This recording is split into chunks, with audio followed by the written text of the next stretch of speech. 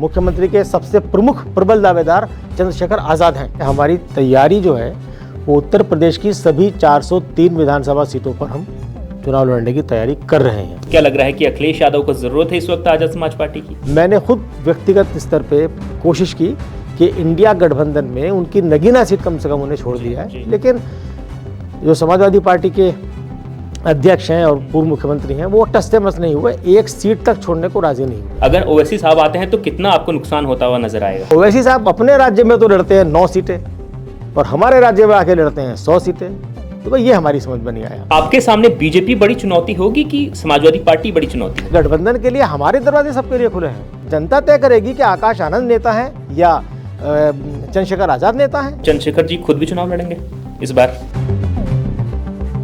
नमस्ते, न्यूज 24 उत्तर प्रदेश देख रहे हैं आप और मेरा नाम है नरेश कुशियारी। उत्तर प्रदेश में विधानसभा चुनाव की तैयारियां जो हैं वो तेज हो गई हैं और विधानसभा चुनाव की तैयारियों के बीच सबसे बड़ा सवाल यही है कि कौन सी पार्टी किसके साथ गठबंधन करेगी और कौन सी पार्टी का इस वक्त सबसे अच्छा प्रचार ग्राउंड पर चल रहा है, किसका सबसे बेहतर प्रचार सोशल मीडिया पर चल रहा है।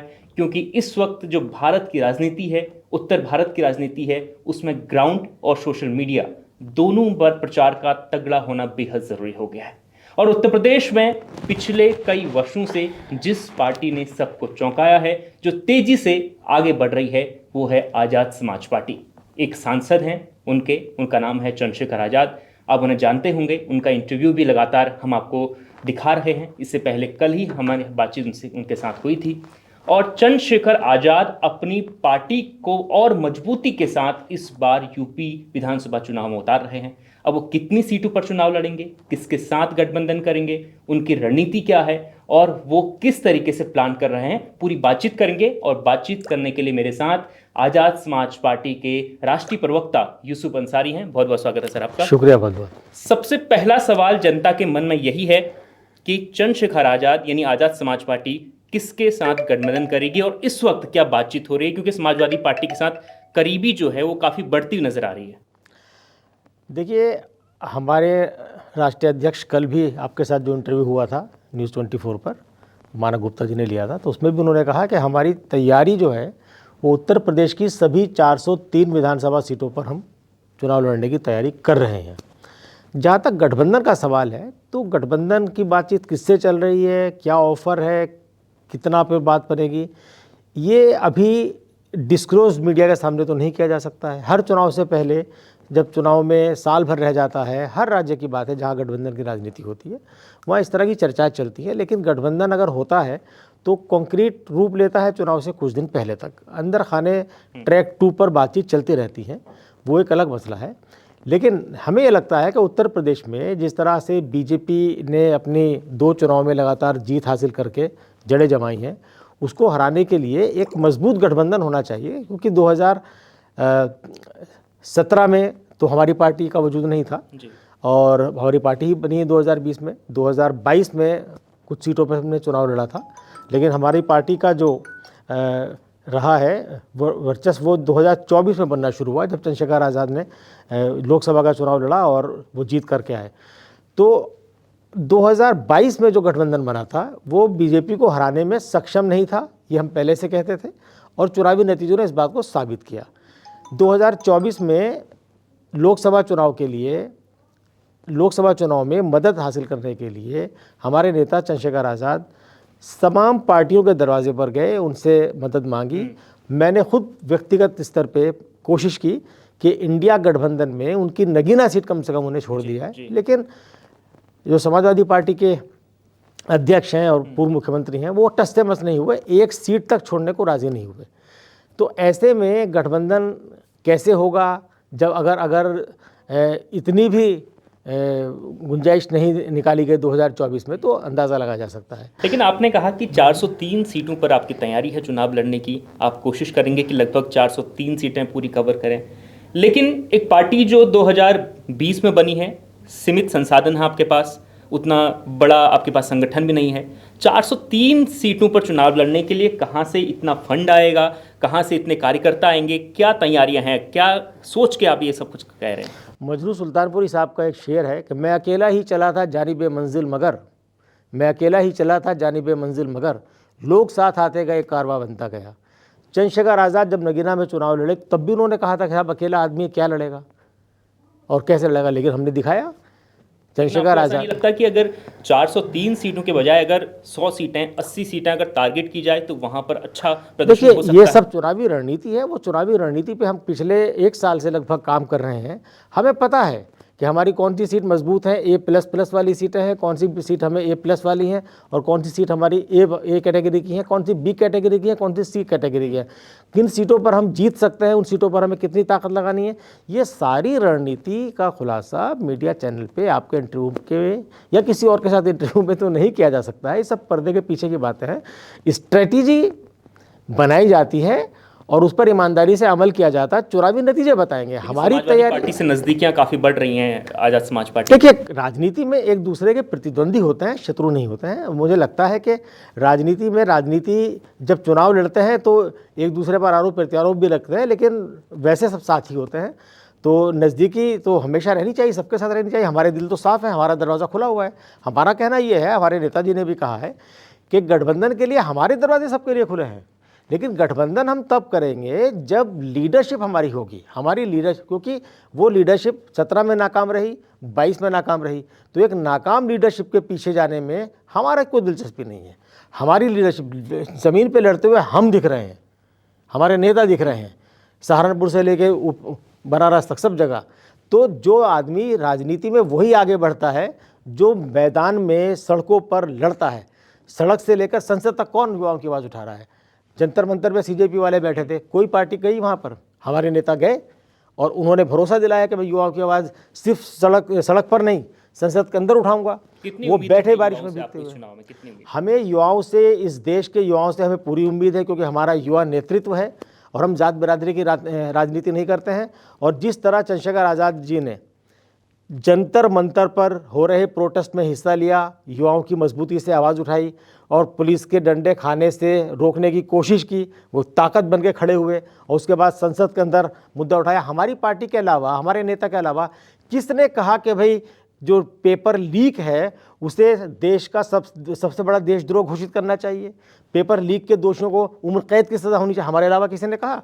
सरकार ने ये बात नहीं मानी, क्योंकि उनके पास संख्या बल है, बहुमत है, और अपनी बात मनवाने के लिए हमें भी वो बहुमत जुटाना है। मुझे अटल बिहारी वाजपेयी का वो वाक्य याद आता है, जब वो 13 दिन के लिए प्रधानमंत्री बने थे। उनका था, अध्यक्ष महोदय, हम संख्या बल के आगे सर झुकाते हैं, लेकिन प्रण लेते हैं कि जब तक हम संख्या बल नहीं जुटा लेंगे हम चैन से नहीं बैठेंगे, आराम से नहीं बैठेंगे। आज हम भी कहते हैं कि चूंकि संसद में हमारी बात नहीं सुनी जा रही है, हमारे नेता को बोलने से रोक दिया जाता है।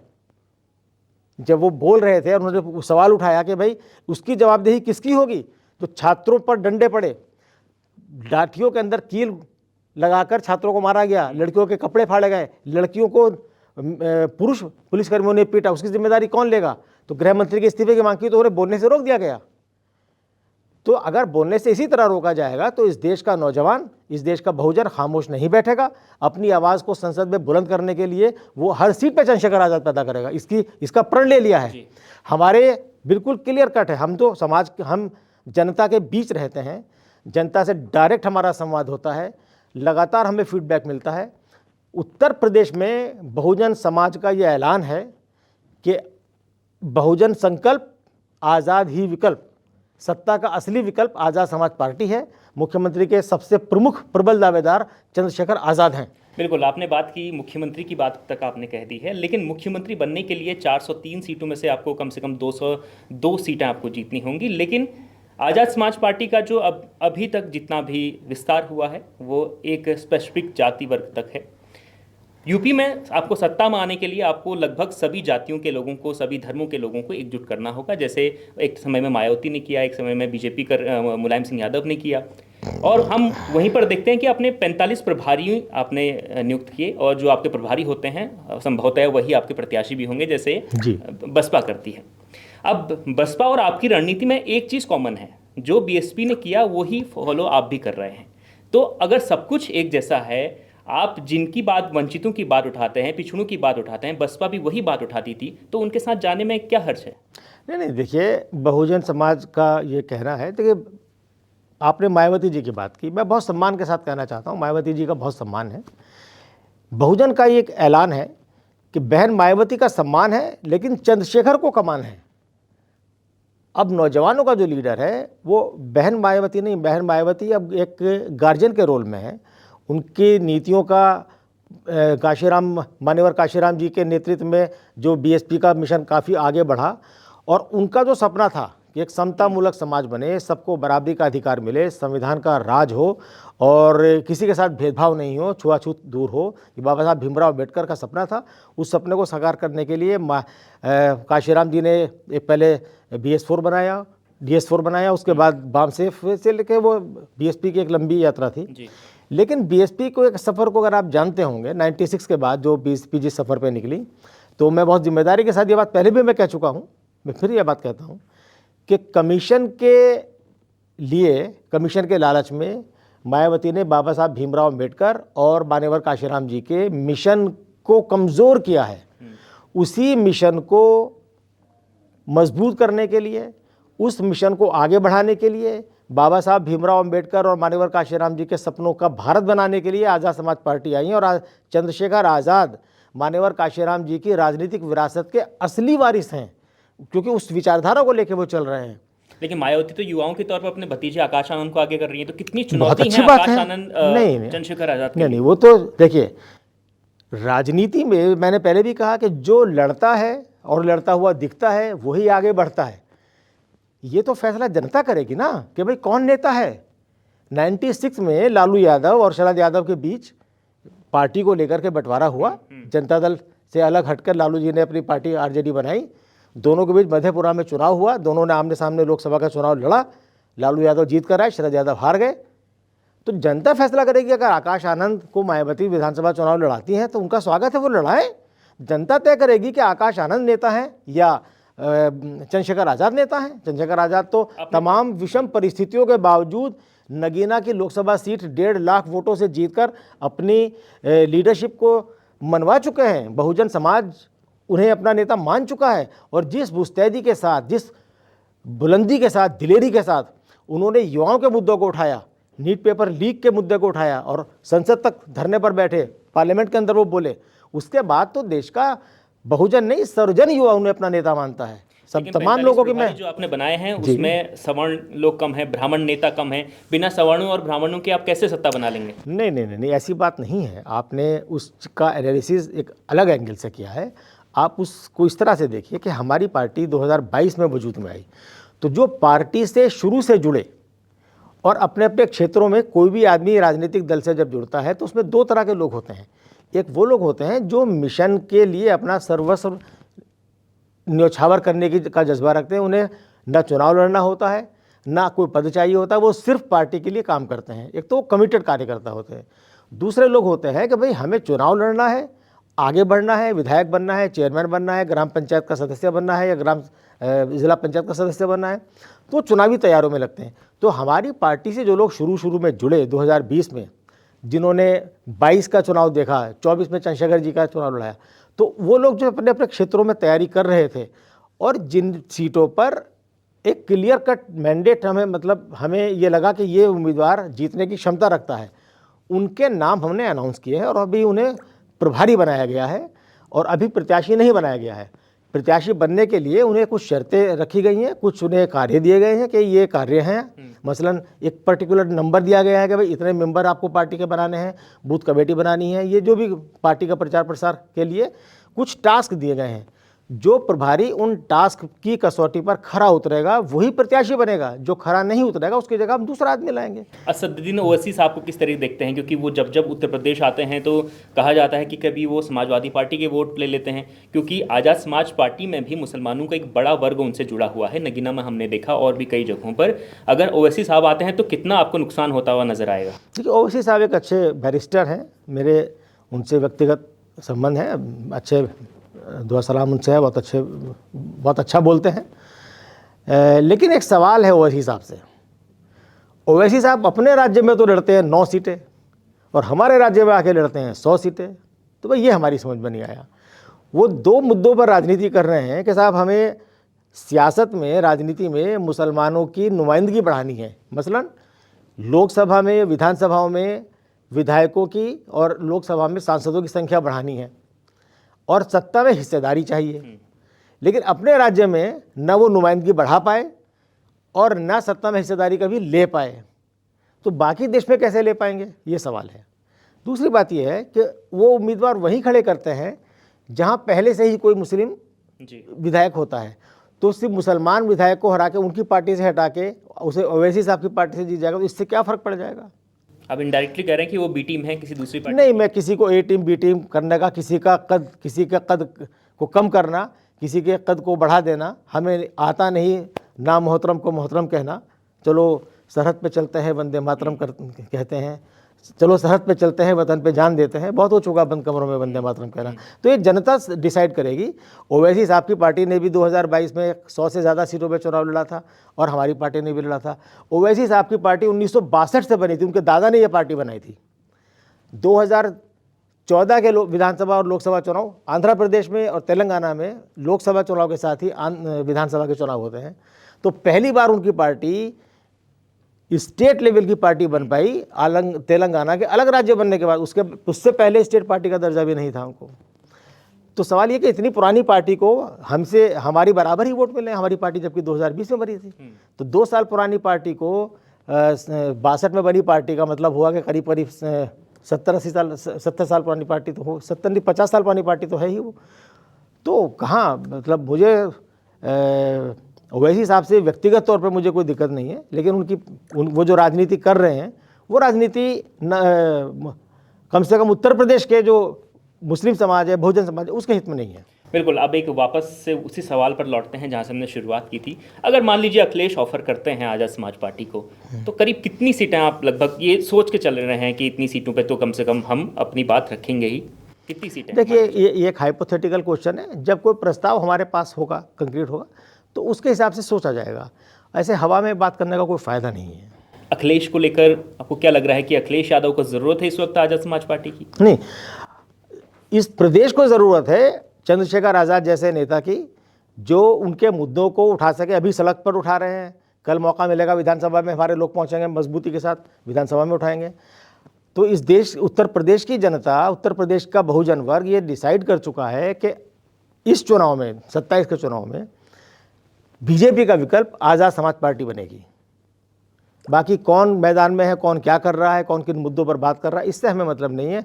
हम अपनी पार्टी के प्रवक्ता हैं, हमें अपनी पार्टी से मतलब है। हमें जो दिख रहा है, हमारे पास जो देश भर से, उत्तर प्रदेश से भी, देश से भी, उत्तर प्रदेश एक ऐसा राज्य है जहाँ के लोग पूरे भारत में फैले हुए हैं। मुंबई में है, बहुत बड़े पैमाने पर काम कर रहे हैं, यही वोट डालने भी लोग आते हैं, उन सबके फ़ोन हमारे पास आते हैं, फीडबैक मिलता है। तो ये जो चंद्रशेखर आज़ाद जी ने नगीना से 2024 का लोकसभा चुनाव जीतने के बाद एक नई राजनीतिक सफ़र की शुरुआत की है। ये गाड़ी एक्सप्रेस जो है ये सीधे लखनऊ जाकर रुकेगी और उससे पहले रुकने वाली नहीं है ये। बाकी दूसरी पार्टियां भी मैदान में हैं, वो कितने मैदान में, कौन कितना लड़ रहा है, ये आपके सामने है। लेकिन आपको लगता नहीं कि आप बीजेपी को ज़्यादा हल्के में ले रहे हैं, क्योंकि पिछले 2 चुनाव में तो अच्छा प्रदर्शन है उनका विधानसभा चुनाव में, और बीजेपी को अगर हराना है, अगर सत्ता में आना है आज़ाद समाज पार्टी को, तो मुझे नहीं लगता कि बिना किसी के साथ अलायंस की ये संभव हो सकता है। देखिए, अगर अमेरिका से एक लड़का आकर ये कह सकता है कि साहब हम इस्तीफे करा देंगे, इसी सरकार के रक्षा मंत्री ने कई साल पहले कहा था कि हमारी सरकार में इस्तीफे नहीं होते हैं, लेकिन सीजेपी के नौजवान, पूरे देश के नौजवान आके बैठे और इस्तीफा करा दिया। तो राजनीति में कुछ भी संभव है। देश में कोई पार्टी अगर ये समझे, या पार्टी के नेता ये समझे साहब मैं ही सब कुछ हूँ, तो लोकतंत्र में ये सब कुछ नहीं होता, हमेशा के लिए नहीं होता। आप, लोकतंत्र एक ऐसी व्यवस्था है कि जिसमें कुछ पार्टियां, कुछ नेता, कुछ लोगों को कुछ समय तक बेवकूफ़ बना सकते हैं, हमेशा के लिए नहीं बना सकते। लोकतंत्र में सारी ताकत लोगों में होती है, जनतंत्र में जनता की में ताकत होती है। जनता समझ चुकी है कि जो जिनके पास बहुमत है वो बहुमत का कैसे गलत इस्तेमाल कर रहे हैं। आज रोज़गार की समस्या है, महंगाई की समस्या है, कानून व्यवस्था की समस्या है, दलितों पर अत्याचार हो रहे हैं, मुसलमानों पर अत्याचार हो रहे हैं। कौन बोल रहा है? आप, कानून आपके हाथ में है, तो क्या कानून का बेजा इस्तेमाल करेंगे आप? इसी उत्तर प्रदेश के अंदर कानून का किस तरह से मजाक उड़ाया जा रहा है।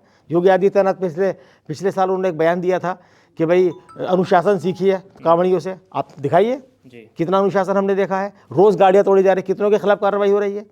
वहीं ईद के दिन मस्जिद के बाहर अगर कोई जानमाज बिछा के नमाज पढ़ ले तो उसके खिलाफ मुकदमा ठोक देंगे आप। तो ये क्या प्रदेश की जनता नहीं समझ रही, देश की जनता नहीं समझ रही है किस तरह की सरकार, क्या ये संवैधानिक है? तो जो सरकार में बैठे हुए लोग ये दावा करते हैं कि देश संविधान से चलेगा, तो संविधान से चलाइए ना। आप नहीं चला पा रहे संविधान से, इसीलिए हम कह रहे हैं कि बाबा साहब भीमराव अंबेडकर के सपनों का भारत तभी बनेगा जब ये देश उनके लिखे हुए संविधान को इन लेटर एंड स्पिरिट आत्मसात करेगा, उस पर चलेगा। सत्ता में बैठे लोग उसे चलाएंगे। अगर सत्ता में बैठे लोग ही संविधान की धज्जियां उड़ाएंगे, कानून को नहीं मानेंगे, तो फिर ये जनता सबको उखाड़ फेंकेगी। जनता से बड़ी ताकत लोकतंत्र में किसी के पास नहीं होती है। बिल्कुल। तो चलिए एक आखिरी सवाल के साथ बातचीत को हम खत्म करेंगे। मान लीजिए कि आज़ाद समाज पार्टी एक तीसरा गठबंधन बना लेती है उत्तर प्रदेश में, जिसमें समाजवादी पार्टी भी नहीं होगी, बीजेपी तो रहेगी नहीं, तो आपके सामने बीजेपी बड़ी चुनौती होगी कि समाजवादी पार्टी बड़ी चुनौती होगी? नहीं, हमारे सामने जो सत्ता में बैठे हमारी लड़ाई तो उनसे है, जो विपक्ष से हमारी लड़ाई थोड़ी है। लेकिन आपका वोट बैंक जो है वो कुछ नहीं, समाजवादी पार्टी के पास भी है, वो थोड़ा सा बसपा के पास भी है। लोगों को, इस देश की जनता को, किसी पर्टिकुलर समुदाय को या किसी पर्टिकुलर कास्ट के लोगों को या किसी पर्टिकुलर सोच के लोगों को वोट बैंक मानना बहुत ही छोटी सोच है। कोई वोट बैंक नहीं है, वोट किसी की बपौती नहीं है। देश के लोग समझदार हैं, युवा समझदार हैं, पढ़े लिखे हैं, उन्हें पता है कि उनके वोट की क्या ताकत है। वो अपना वोट बहुत सोच समझ कर देते हैं। किसी की कोई बपौती नहीं है, कोई आँख बंद करके नहीं कर सकता है। तो कोई गलतफहमी में न रहे। लड़ाई जो विपक्षी पार्टियां हैं वो सत्ता से में बैठे हुए लोगों से लड़ते हैं, सवाल सत्ता से पूछा जाता है। हम सत्ता से सवाल पूछ रहे हैं। अभी हमारा मैं आपको बता देता हूँ, उत्तर प्रदेश में 4 मेडिकल कॉलेज बने थे, सहारनपुर, कन्नौज, जालौन और अंबेडकर नगर। ये केंद्र सरकार की एक पॉलिसी है, स्पेशल कंपोनेंट प्लान। तो जो CSR फंड होता है उस फंड से ये बनाए गए थे, और ये स्पेशली दलित समुदाय के लिए के उत्थान के लिए फंड होता है। तो उसमें होता है कि भाई उनके लिए एक्स्ट्रा कोटा दिया जाएगा। तो जब ये कॉलेज बने तो यहाँ पर दलितों का रिजर्वेशन, दलित, पिछड़ों और आदिवासियों का जो रिजर्वेशन था वो करीब 79% था। बाद में सरकार ने किसी को हाई कोर्ट भेजा और हाई कोर्ट में रिट लगी और हाई कोर्ट ने को कहा कि नहीं, ये रिजर्वेशन 50% से ज़्यादा नहीं हो सकता है। हाई कोर्ट के बाद सरकार ने उसमें 50, तब उत्तर प्रदेश सरकार ने ये कहा था कि हाई कोर्ट के इस फैसले के खिलाफ हम पुनर्विचार याचिका दाखिल करेंगे या सुप्रीम कोर्ट में चुनौती देंगे। अभी तक चुनौती नहीं दी गई है।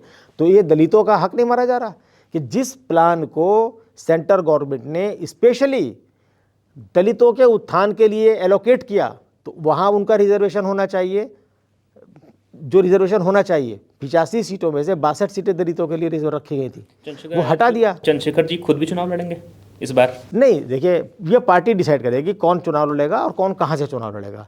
ये किसी व्यक्ति का फैसला नहीं है। तो जब चुनाव का बिगुल बजेगा उस वक्त पार्टी की कोर कमेटी है, पार्टी की एक पॉलिटिकल स्ट्रेटेजिक कमेटी है, वो बैठ के फैसला करेगी कि किसको चुनाव लड़ना है और कहाँ से चुनाव लड़ना है। जी, तो चलिए, ये उत्तर प्रदेश में आपने देखा होगा कि आज़ाद समाज पार्टी जो है, खासतौर पर उसके जो सबसे बड़े नेता हैं, लीडर हैं चंद्रशेखर, वो तेज़ी से पॉपुलर हो रहे हैं, युवाओं के बीच में पॉपुलर हैं।